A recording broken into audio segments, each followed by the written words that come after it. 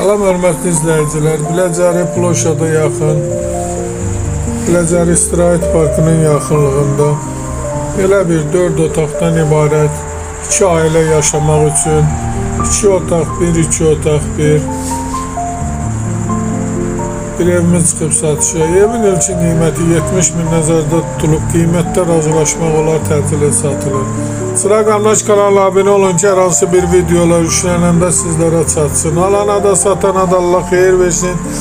Başqa hər bir qiymətli evlərimiz var. Biləcəri 300 nömrəli məktəbə yaxın bir məsafədə. Sıra Qamlaş kanalına abunə olun. Əgər sizlərin də hər hansı bir satış təminatınız varsa, bizə müraciət edin, qısa bir zamanda satışına köməklik göstərək.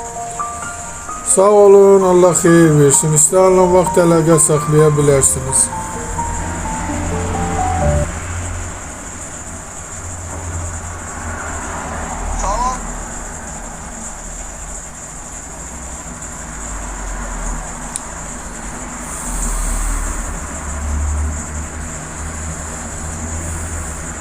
Gördüğünüz gibi böyle bir yüngül həyəti də var.